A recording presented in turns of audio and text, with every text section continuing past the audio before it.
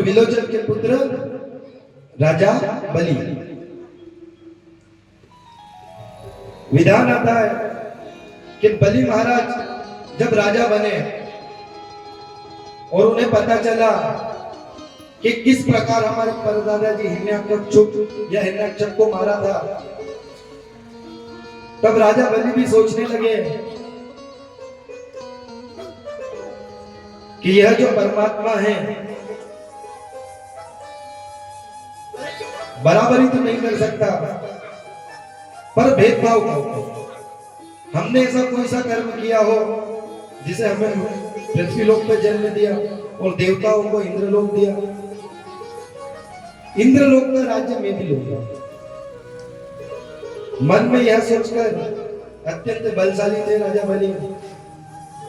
अपने गुरु शुक्राचार्य जी के कहे मुताबिक यज्ञ एवं पूजन किया एवं यज्ञ एवं पूजन करने के पश्चात स्वर्ग पर महाराज इंद्र के ऊपर आक्रमण कर दिया। इंद्र व देवता लोग, वह राजा बलि व असुर लोग, दोनों के मध्य में देवासुर संग्राम हुआ उस समय, अत्यंत भयशाली। उस युद्ध में राजा बलि की जीत हुई। सारे देवता लोग को स्वर्ग से निकाल दिया गया और राजा बलि स्वयं इंद्र के सिंहासन पर बैठ गए और सारे देवता लोग पृथ्वी पर इधर उधर विचारने लगे। जब सभी देवता लोग इकट्ठे हुए, सभी ने इकट्ठे होकर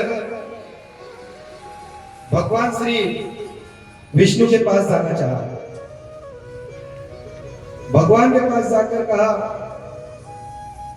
कि हे प्रभु, ऐसा क्या कारण है जो यह देवती लोक से हम बार बार हार जाते हैं? हम तो आपके सानिध्य में रहते हैं, आपका भजन करते हैं, आपका पूजन करते हैं और आपने जो कार्य बताया है वह कार्य करते हैं, फिर वो कौन सा कर्म है जिस कारण से हम हार जाते हैं? तब भगवान श्री विष्णु कहते हैं कि हे देवता लोग, आप हमेशा आक्रोश में आकर आप हमेशा युद्ध हार जाते हैं। ये बार बार का जो युद्ध हारना है, इसका एक उपाय है। अच्छा, युद्ध क्यों हारते थे? क्योंकि देवता लोग अमर नहीं थे और असुर भी अमर नहीं थे। लेकिन जो असुरों के गुरु थे शुक्राचार्य जी महाराज, उन्हें आते थे मत संजीवनी वेदा, जिसका की अर्थ है मरे हुए को जीवित करना। यह जो विद्या थी, यह उन्हें भगवान शिव से प्राप्त हुई थी। उस विद्या के बल पर, उस वधा के बल पर, वह जो भी राक्षस मृत्यु को प्राप्त होता, वह वापस उसे जीवित कर देते हैं। यद्यपि जब भी युद्ध होता, देवताओं की संख्या तो कम होती, पर राक्षसों की संख्या कम नहीं होती। इसी कारण से वे बारंबार युद्ध में परास्त होते। तब भगवान विष्णु कहने लगे कि यह जो बार बार का तरीका है, बार बार आप युद्ध हारते हो, एक बार आप लोग भी अमर हो जाओ तो युद्ध में परास्त नहीं होंगे। देवता लोग कहते हैं कि हम अमर कैसे होंगे? तब भगवान विष्णु कहते हैं कि जो क्षीर सागर का समुद्र है, इसमें 14 रत्न है और उस 14 रत्नों में एक रत्न कलश भी है जो अमृत का भरा हुआ है। वह अमृत कलश को प्राप्त करो और उस अमृत का पान करो तो तुम सब देवता लोग अमर हो जाओगे। जब यह बात सुनी तो सब लोग खुश हुए, कहने लगे कि किस प्रकार उसे निकाला जाए। तब भगवान विष्णु कहते हैं कि यह काम तुम्हारे अकेले के बस का नहीं है। इसमें तुम्हें दैत्य लोक का भी सहारा लेना पड़ेगा, और दैत्य लोक का सहारा लेकर मंदराचल पर्वत से इसको मथना पड़ेगा। जिस प्रकार छाछ को मथकर दही मक्खन निकाला जाता ना, उस प्रकार। और बोले जो मंदराचल पर्वत को पकड़ेगा वह है वासुकी नाग। पाताल लोक जाकर वासुकी नाग को भी तुम्हें आमंत्रित करके आना पड़ेगा और उसकी रस्सी बनानी पड़ेगी। सारी बातें भगवान श्री विष्णु ने देवता लोग को समझा दिया। देवता लोग समझ तो गए, पर कहते हैं कि पर्वत और वासुकी नाग को तो ले आएंगे, पर ये दैत्य लोग को कैसे करेंगे? यदि स्वर्ग में जाएंगे तो दूर से ही मार के वापस भगा देंगे। तब दो देव जैसे तैसे हिम्मत करते हैं, बोले हम जाते हैं और महाराज बलि से बात करके आते हैं। स्वर्ग की ओर जाते हैं। स्वर्ग की ओर आता हुआ देखकर जो दैत्य लोग थे वह देखते हैं कि कोई दो देवता आ रहे हैं। तुरंत जाते हैं बलि के पास, कहते हैं कि दो देव लोग इधर आ रहे हैं, क्या पता युद्ध के लिए आ रहे हैं या हमें मारने के लिए। महाराज बलि कहते हैं कि उनके हाथ में अस्त्र शस्त्र है? बोले नहीं है। तो बोले ठीक है, फिर उन्हें अंदर ले आओ, वह तो हमारे मेहमान है। यदि उनके हाथ में अस्त्र होते तो वो हमसे युद्ध करने आते हैं। जब यह बात उन देवताओं ने सुनी तो जो देवता गए थे उन्हें महाराज बलि के पास ले गए। वह महाराज बलि को सारी बातें बताते हैं। कहते हैं कि समुद्र में 14 रत्न हैं, उन्हें हमें निकालना है और हम सब साथ में निकाल के उन्हें आपस में बराबर बांटेंगे। अंतिम में अमृत निकलेगा तो वह अमृत आप भी पीना और हम भी पिएंगे, आधा आधा। महाराज बलि को बात समझ में आ जाती, बोले ठीक है, कब चलना है? तो बोले हम आपको बुलाने आएंगे, अभी हमें और भी व्यवस्था करनी है उसके लिए। बोले ठीक है। वह दोनों देव वहां से चलते हैं, पाताल लोग जाते हैं, वासुकी नाग को कहते हैं। वासुकी नाग कहता है कि हे देवताओं, तुमने मुझे पागल समझ के रखा है क्या, बुद्धू समझ के रखा है क्या? यदि तुम मेरी रस्सी बनाओगे और दोनों तरफ से मुझे खींचोगे तो मेरा यह शरीर बचेगा क्या? मैं तो यूं ही मृत्यु को प्राप्त हो जाऊंगा। तो देवता लोग कहते हैं कि नहीं नहीं, तुम जीवित रहोगे तो अंतिम में कलश निकलेगा अमृत का, उस अमृत के कलश में से हम तुम्हें भी अमृत पान करा देंगे, जिससे तुम हमेशा के लिए अजय और अमर हो जाओगे, मृत्यु को प्राप्त नहीं करोगे। यह बात सुनी तो कहा कि चलो ठीक है। नागदेव भी वहां पर मान गए। अब सारे दैत्य लोग और सारे देवता लोग कहा गए? मंदराचल पर्वत। सभी जैसे तैसे उसे उठाकर धक्का देकर क्षीर सागर तक लेकर आया, और क्षीर सागर में लेकर आकर जैसे ही समुद्र में पहुंचा वैसे ही वो जल में अंदर जाने लगा। सारे देवता लोग वापस कहने लगे, प्रभु प्रभु रक्षा करो, यह तो जल में जा रहा है। भगवान श्री हरि विष्णु ने वहां पर कश्यप अवतार लिया है, और कश्यप अवतार लेकर उस पर्वत को अपने पीठ के ऊपर रखा, समुद्र के अंदर गए एवं उस पर्वत को अपनी पीठ पे रखा। वासुकी नाग उस पर्वत पर लपेटी गई। भगवान विष्णु ने समझा दिया था कि हे देवता लोग, तुम्हें नाग के मुंह तरफ खड़े रहना, पूंछ की तरफ मत खड़े रहना। जब सारे देवता लोग ने कहा कि हम मुंह की ओर से इस नाग को पकड़ेंगे, तब दैत्य लोग कहने लगे कि हमें कमजोर समझते हो क्या? यह मुंह भारी है तो क्या हम नहीं पकड़ सकते क्या? देवता लोग को मुंह की तरफ से वापस हटा दिया गया। भगवान विष्णु भी यही चाहते थे।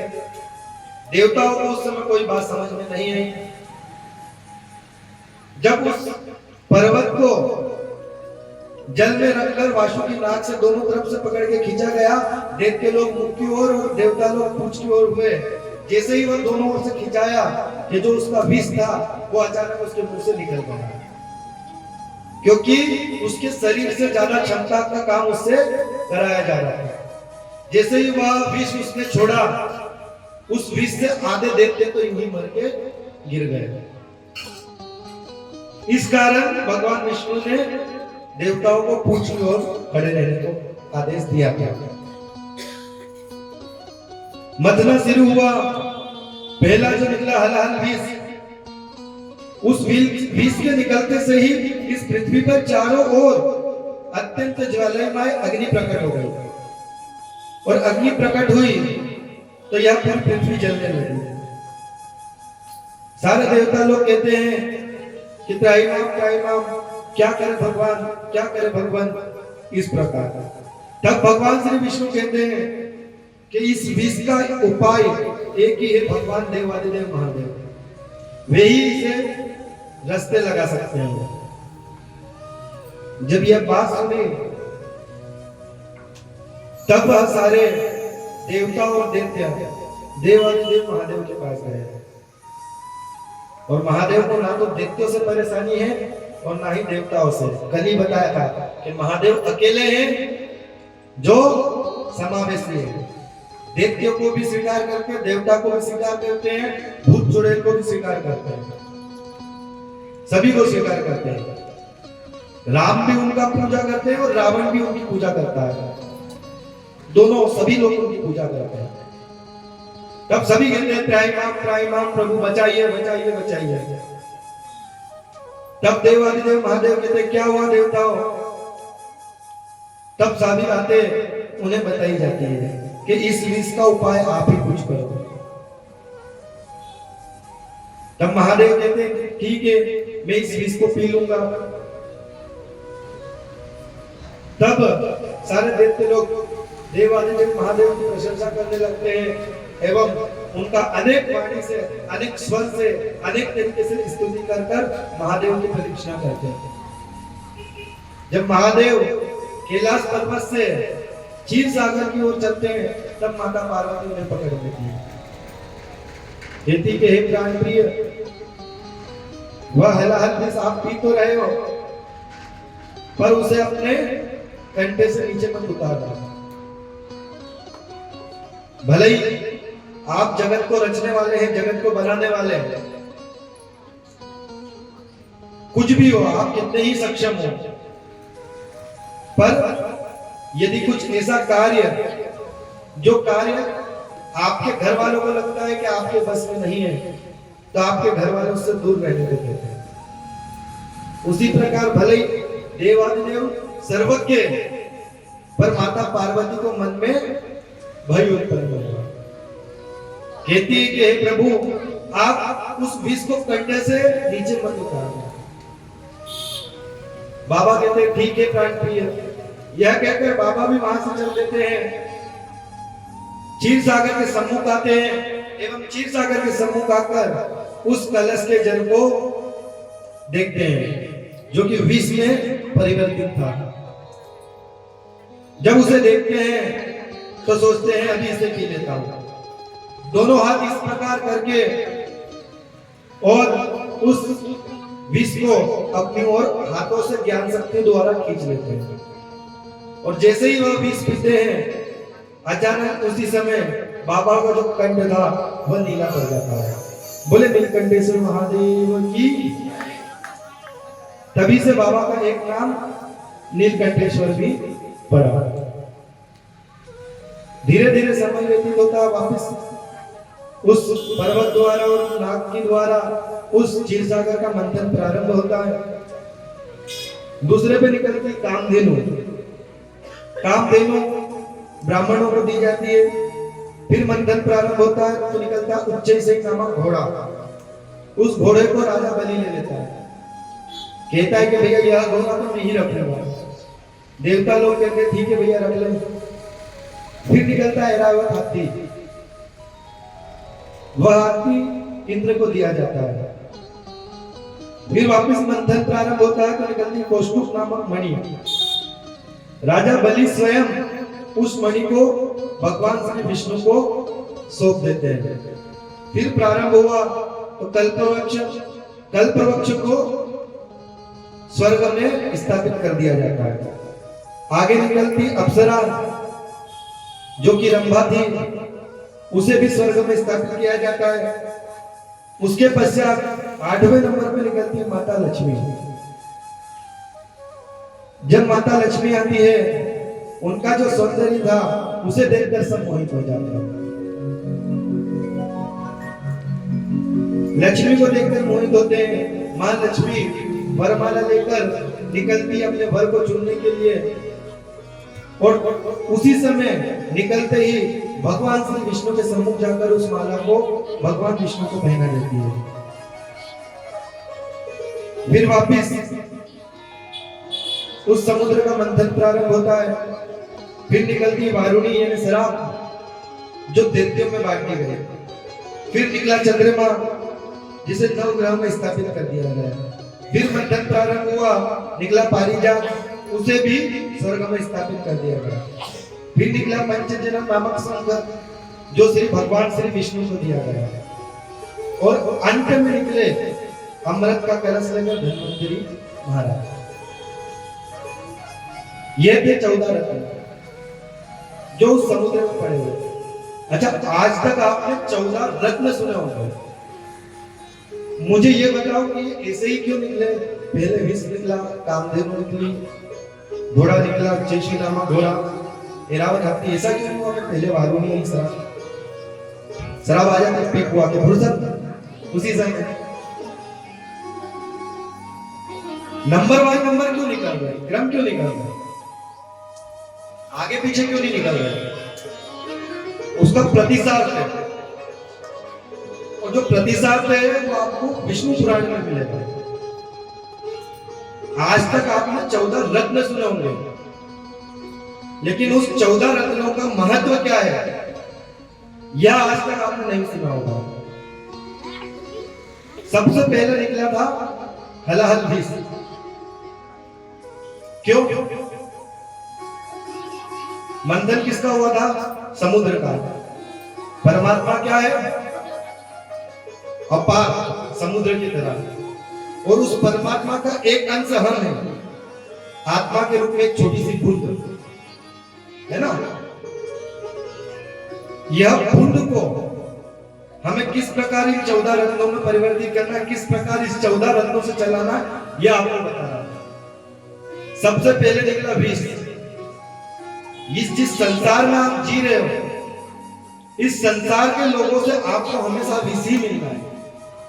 आप सोचो कि कोई मनुष्य मुझे सुख देगा, तो वह कोई भी नहीं दे सकता सिवाय परमात्मा के। आपने इस विष को पीते हुए, इस विष को ग्रहण करते हुए यदि परमात्मा के नाम का गुणगान किया, उनके नामों का उच्चारण किया, तो आपकी यात्रा प्रारंभ हो गई।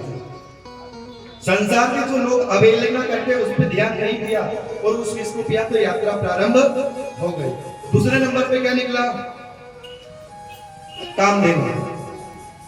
अब यदि आपने विष पी लिया है, तो आपको कामधेनु की प्रतिभा प्राप्त होगी। जब चाह प्रतिभा का दूध निकाला, पी लिया।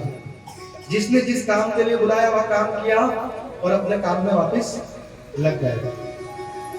अब आपने दुनिया का विष भी पी लिया, कामधेनु की प्रतिभा खुद के अंदर साथ ली, खुद को 24 घंटे काम करने के लिए तत्पर रख लिया, तो फिर आपके संकल्प को गति प्राप्त होगी।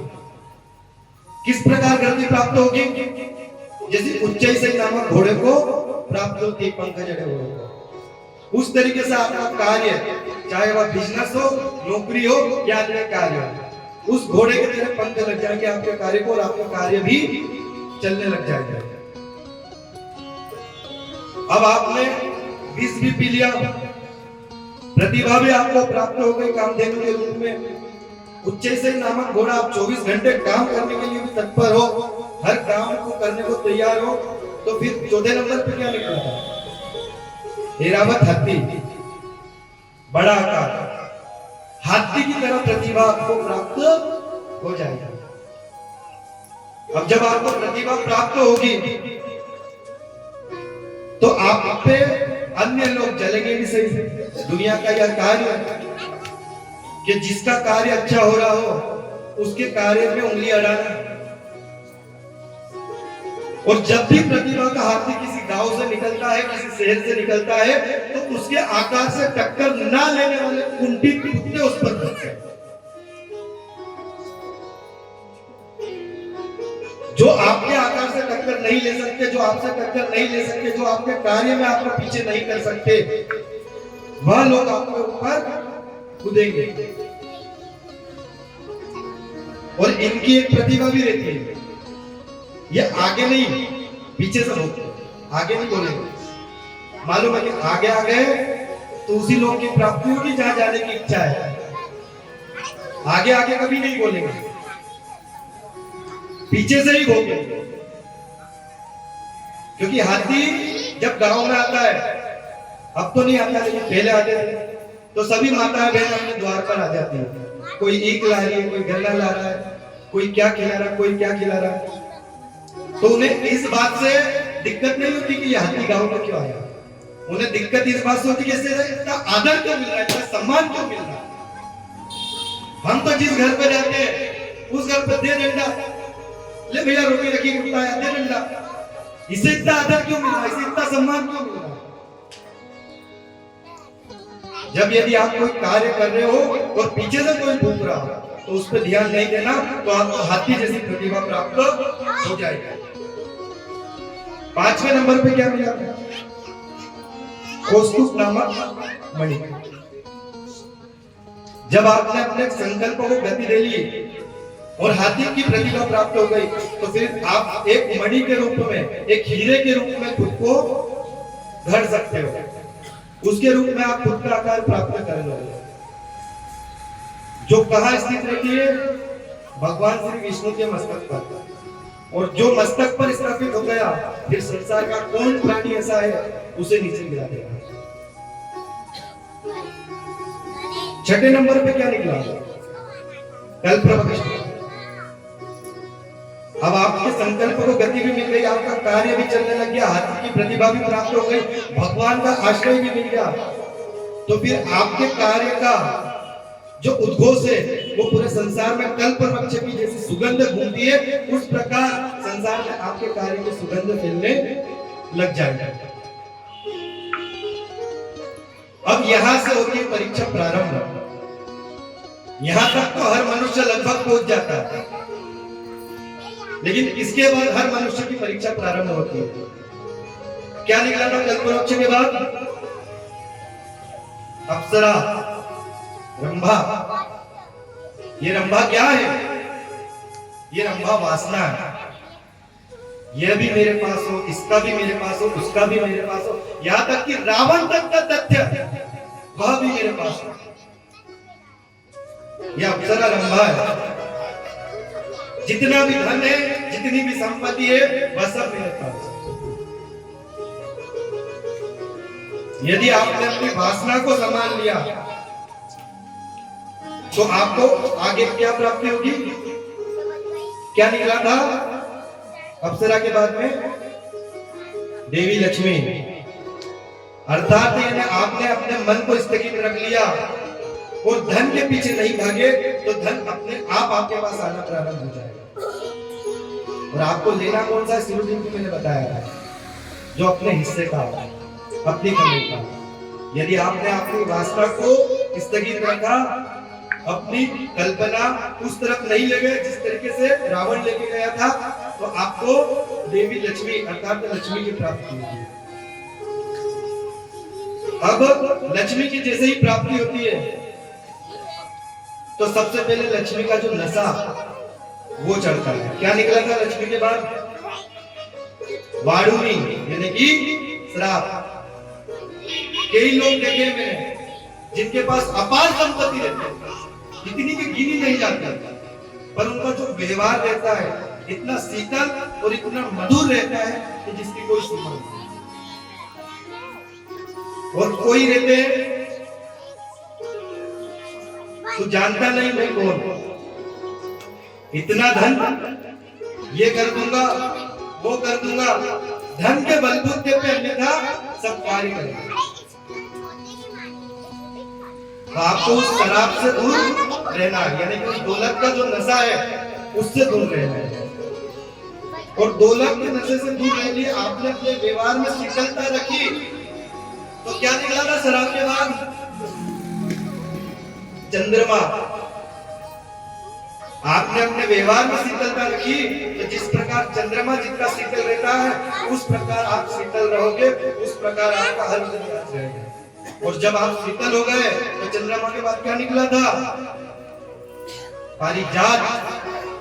पूरे संसार में पारिजात जैसे आपका उद्घोष फैल जाएगा। और जो पंचजन्म नामक संत निकला था पारिजात के पास, बस संत की जो आवाज है उस तरीके से चारों दिशाओं में आपके हर कार्य का उद्घोष होना प्रारंभ हो जाएगा। और अंत में निकले थे धन्वंतरी महाराज अमृत का कलश लेकर। जब चारों दिशाओं में आपका उद्घोष फैल जाएगा तो फिर आप अजय और अमर हो जाओगे। यह 14 रत्नों का पूरा जो मेल बनाया प्रभु ने ऐसे ही बनाया है, इसके पीछे प्रतिसाद है। पर आज समस्या क्या है कि आप अपने वेदों को, शास्त्रों को पढ़ना नहीं चाहते। एक बुढ़िया अम्मा थी, उसने अपने बेटे को पाल पोस कर बड़ा किया। बड़ा करने के पश्चात अत्यंत पढ़ाया, इतनी पढ़ाई कराई कि उसकी जॉब जो थी वो विदेश में लग गई। अब जब बेटा विदेश गया तो यहाँ पर माँ के पास कोई नहीं, और माँ के पास कोई नहीं तो माँ 1 दिन के भोजन की व्यवस्था करे, 2 दिन के भोजन की व्यवस्था करे, 3 दिन के भोजन की व्यवस्था करे, कब तक करेगी? 1 महीना, 2 महीना, 3 महीना। एक समय ऐसे आ गया कि उसे भीख मांगना पड़ा। अब जब गली गली भीख मांग रही है तो एक सज्जन पुरुष कहने लगा कि हे माँ, तुम्हें तो अपने बेटे पर बहुत भरोसा था, अब कहां गया वो बेटा? अब क्यों नहीं आ रहा है? तब वो मां कहती है कि नहीं, आ नहीं रहा है, दूर है इसलिए, बस चिट्ठी भेजता है, उस चिट्ठी को संभाल के रखने में आएगा जब वो सारी उसी से पढ़वाना। बोले क्या लिखा चिट्ठी में? बोले आप ही पढ़ लो, चलो घर। जब वो माँ उस सज्जन व्यक्ति को अपने घर ले जाती है तो देखती वो चिट्ठी नहीं थी, वो ड्राफ्ट थे, चेक के, लाल हरे रंग के नीचे अलग अलग कलर के ड्राफ्ट थे। पर ये मालूम नहीं था कि इसी से धन निकलता, इसी से पैसा निकलता। चिट्ठी को समझ के अपने घर में टांग के रखा था। इसी प्रकार आपने अपने वेद शास्त्रों को भी अपने घर के रख के रखा, पर ये नहीं समझते कि इसी में सब कुछ खजाना है।